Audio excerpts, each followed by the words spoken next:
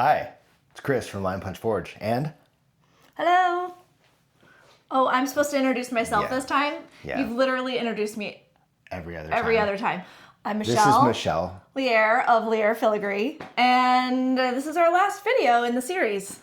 Today we're going to be talking about the finishing of the filigree after it's been formed and kind of the process that goes along with that.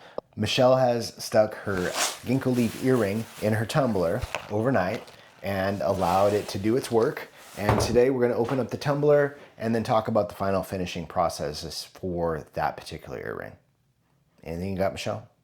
I just have to say, finishing your jewelry is not, it's not something that you just figured out one time and then that's it. It is something that I've spent years trying products, changing how I do things. It's constantly evolving. The things I tell you that I do today, if you are seeing this video a year from now, it might be different. So I just want to give you as much information as I can of what I've learned so far, but just know that like it's constantly evolving. And if I'm making a ring or if I'm making something else that's different from what I did today, my finishing process is going to be different. So feel free to message me over social media, or you can email me and we'll have that information in the notes. If you are stuck with how to finish something, and there's a lot of great information out there, so my encouragement is to take what we show you today, but also continue to improve on whatever it is that you're making and what it needs for its finishing. That's a big tumbler. It is a big tumbler. It does not need to be this big. It's got one little tiny piece in there. Just one. My other tumbler was really loud, and this one has a different kind of plastic, so... Not sponsored, but this one's made by Impress Art. Yeah, you don't really need to have it this big. This is the media that we're using.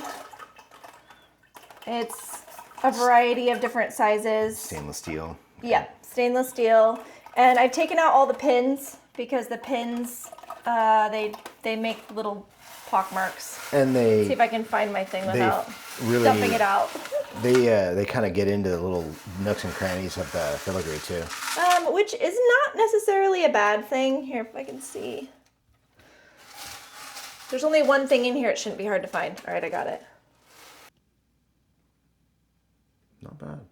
No, not bad at all. Yeah. Nice and buttery. Yep. Here, we'll rinse the... I usually use a drop of dish soap, or you can get like a product called Sunsheen, I think it is.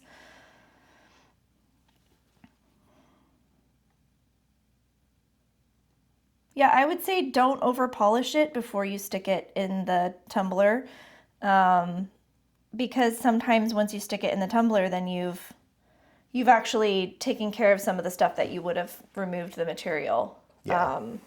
So you definitely want to take a look at it and see if there's any spots that stick out to you. Right now, everything looks good to me. What I'm going to do now is I'm going to take it to the polishing cabinet, and we're going to give it a last and final polish, and then we're going to stick it in the ultrasonic to get it cleaned up, and then we'll do our last little bending and make our ear wire. Nice. What type of polish are you using in the cabinet? I think today we'll use, let's see, either Fabulester or Green Midori. Okay. Yeah. Sweet. Let's go take a look.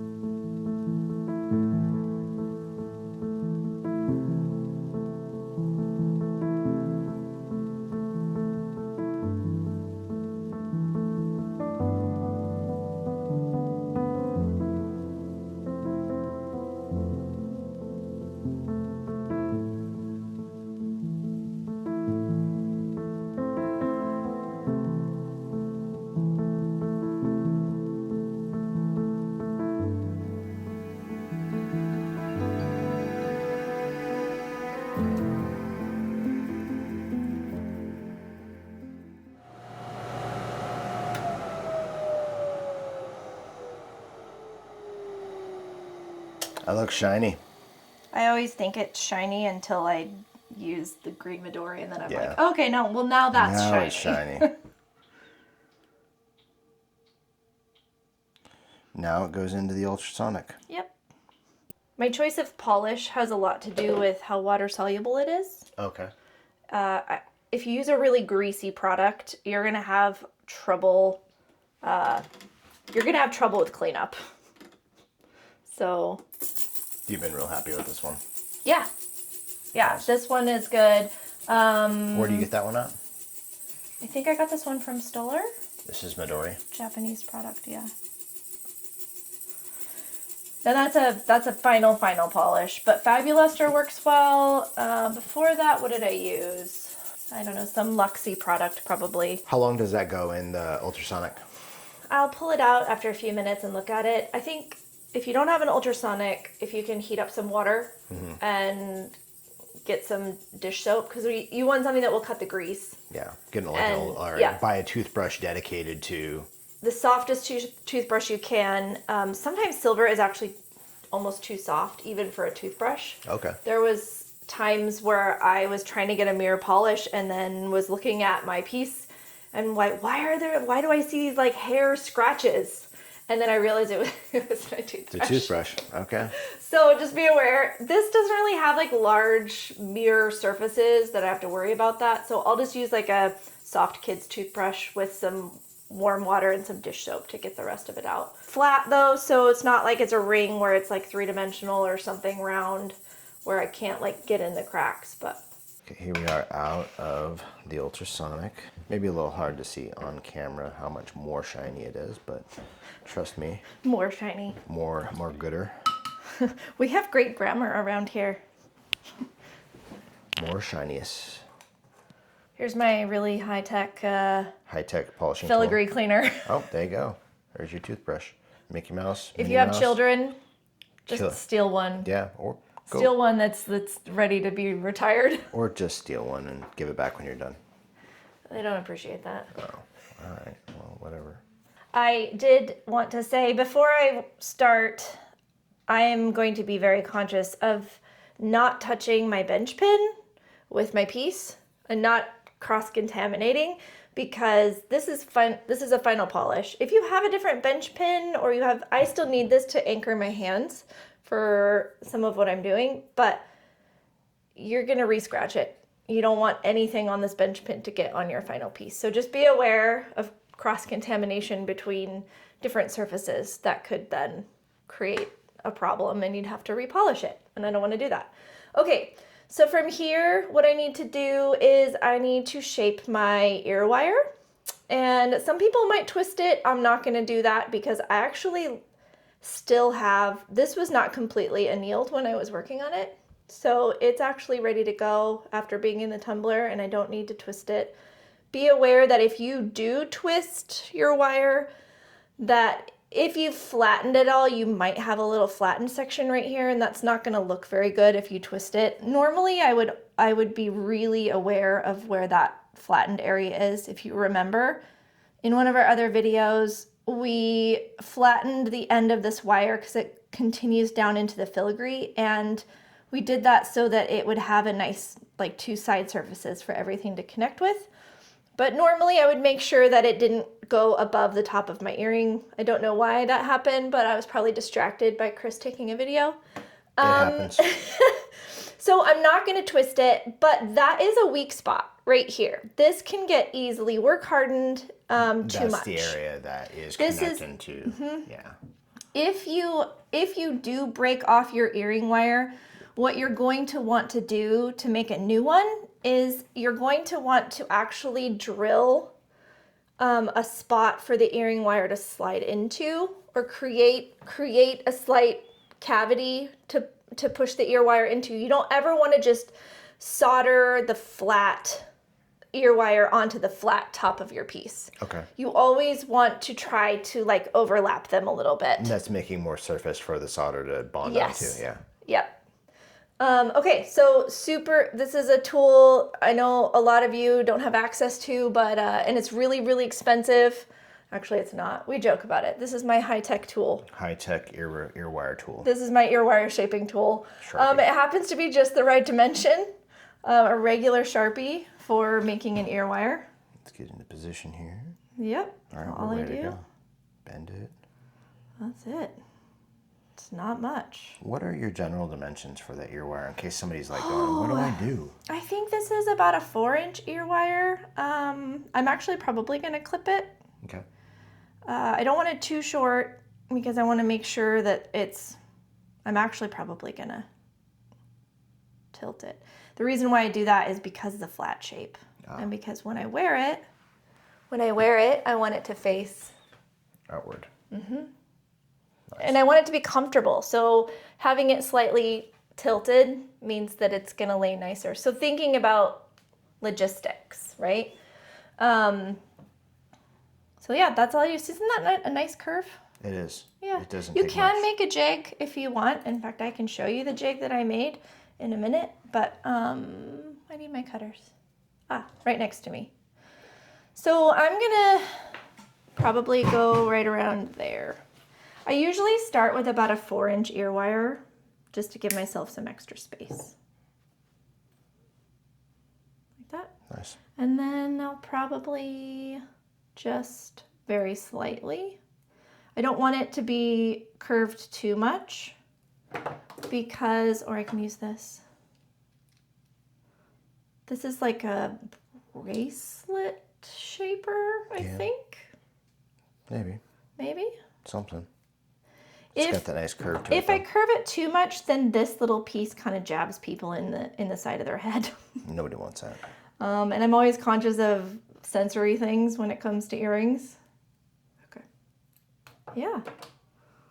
So now I'm going to take straighten this out.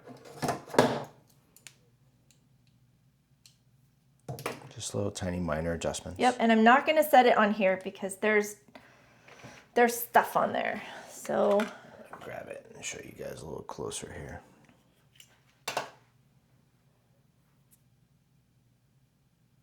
So see that shape of that ear wire there? It was all done with the Sharpie. All right, and then you're going to finish up that tip that you just cut off with the cupper. I'm going to take my cupper and I'm going to measure to see if it's about the size I want. And it is. I can actually just do it with my fingers. Did I lose it? Or I can put it in a pin vise or... Yeah. It doesn't need much.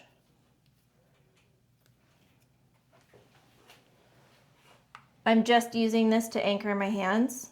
Again, aware that I don't want to put it anywhere near my piece. Yep, that's it. And then always, always, always make sure that, again, like with your eyes closed or just so that you can feel all the different parts. If there's anything that is poking, scratching, sharp, I always make sure with my fingers. And remind people which wheel you're using. This is the Italian green wheel. I'm just lightly, you don't have to do this. And this is from Guess Wine, right? I think Auto Fry is the only one that carries these. Okay, Auto Fry. But it's really any kind of like your higher shine all-purpose wheel. That feels good. Nice. Yeah. And you've got yourself an earring. And then I've got myself an earring. And now I can wear it. Normally I'd make 2 at a time.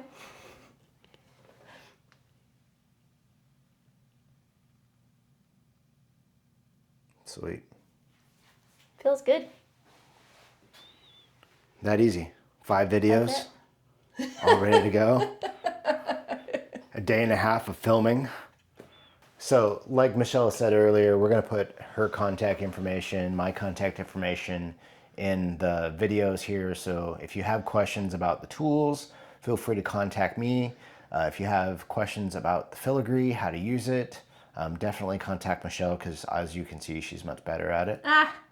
Practice. Practice. Just like anything else. This skill, along with every other skill you do in metalsmithing or art or even in anywhere else in your life, it requires you to have a level of repetition. That repetition is going to make you better at what you do. And just because you mess up one time doesn't mean you're going to mess up the 100th time. So it's the failures that we do in our life that give us the most information on how to proceed.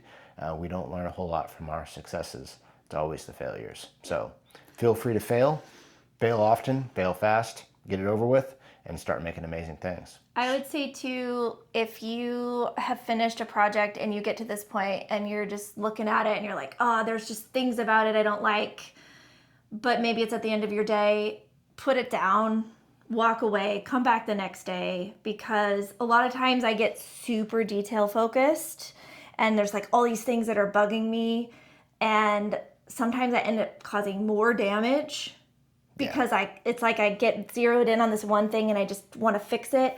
And I've learned by experience to just put it down. Like if you're feeling frustrated and you are just hyper focused on something, put it down, come back the next day. And so many times the next day I take a look at it and I'm like, oh, that wasn't so bad. That actually looks pretty good. Yeah. It doesn't really need much. Yeah. I think it's fine. Sometimes you just have bad soldering days. Yeah. Or bad hand skill days. Yeah, so, it's just... I'll get frustrated with a project and sideline it, and it can sit there. Sometimes it can sit there on my bench for a month. Yeah. That doesn't make people very happy. But sometimes I just need that brain break to, like, think about what the problem is and then be able to, like, come back and resolve it. And when I try to, like, make something happen, I almost always, like, 90% of the time, I regret it. Yeah. There you go. So there's your fun tip for the Fun tip of the day. Video number 5 all over. If you have other videos you want to maybe see us collaborate on and do, let us know. Michelle's a little ways away from me normally, but we can always make a special trip up and do that kind of stuff. Yeah, so thanks for watching. And if you made it this far in the entire series, we really appreciate you guys. Good job, guys. Yeah, good job, because I don't think I could watch myself for 5 videos. I don't think I could watch you either.